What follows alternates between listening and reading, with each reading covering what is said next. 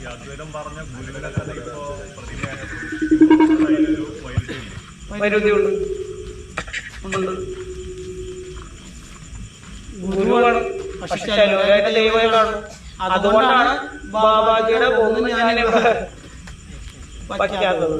കാരണം ഞാനത് തന്നു കഴിഞ്ഞാൽ നാളെ തുടങ്ങി നിങ്ങളും പോയി വീട്ടിൽ കൊണ്ട് വെച്ച് ഇത് കൊടുക്കും, മണിയടിയും പൂജയും തുടങ്ങും.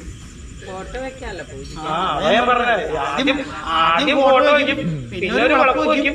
അത് കഴിയുമ്പോ തോന്നുന്നു മതിയായില്ല, ഒരു ഓമോടി ആയിക്കോട്ടെ വിചാരിക്കും. അപ്പൊ ഇതൊന്നും കൊടുക്കും, ഫുഡും കൊടുക്കും. അതൊന്നും പാടില്ല. നമ്മള് ഗുരുവാണെങ്കിൽ ഗുരുസ്ഥാനത്ത് നിർത്തണം. അതാണെന്ന് വെച്ചാൽ ഗുരു ആരാണ്, ദൈവങ്ങൾ ആരാണെന്ന് മനസ്സിലാവാത്തതുകൊണ്ടാണ്. ആക്ച്വലി ദൈവങ്ങളൊക്കെ മുകളിലാണ് ഗുരു. Guru is giving, showing you the right track. Track കാണിച്ചു തരുന്ന ഗുരുവാണ്. അത് കാണിച്ചാലല്ലേ ദൈവങ്ങൾ കാണാൻ പറ്റുമോ? So guru is topper. കാരണം അവർക്ക് ആ ലെവൽ അറിയാത്തതുകൊണ്ടാണ്. ദൈവത്തിന്റെ ഗുരുവിനെ ദൈവത്തെ ദൈവമാക്കും. അങ്ങനെ പോട്ടെ. അതിലും തെറ്റുണ്ട്. മനസ്സില് നമ്മള് ബാബാജിനെ കണ്ടുകൊണ്ട് ധ്യാനിക്കുന്നത് ശരിയല്ല.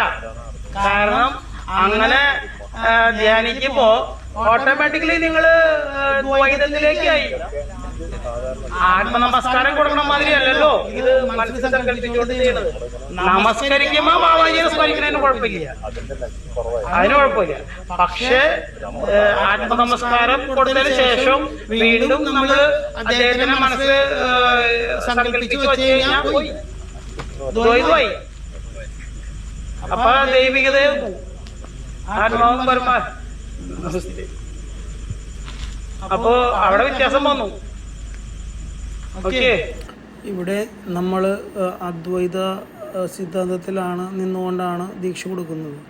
അപ്പം അതുകൊണ്ട് ആണ് ബാബാജീനെ വിളക്ക് കത്തിച്ച് മുമ്പിൽ വിളക്ക് കത്തിച്ച് വയ്ക്കുകയും പൂജ ചെയ്യുകയും ഇതൊന്നും ചെയ്യാത്തത്. അതുകൊണ്ടാണ് ബാബാജീനെ ഗുരുസ്ഥാനത്ത് നിർത്തിക്കൊണ്ട് മാത്രം നമ്മൾ ആത്മനമസ്കാരം മാത്രമേ ബാബാജിക്ക് നൽകുന്നുള്ളൂ. ആ ബാബാജിനെ സ്മരിച്ചുകൊണ്ട് നമ്മൾ ധ്യാനത്തിൽ പോകാറില്ല, ധ്യാനം മുഴുവൻ സ്മരിച്ചുകൊണ്ടിരിക്കാറില്ല. ആത്മനമസ്കാരം ചെയ്യുമ്പോൾ മാത്രം ബാബാജിനെ സ്മരിക്കും. അതുകൊണ്ടാണ് പൂജയൊന്നുമില്ലാത്തത്. നമസ്തേ.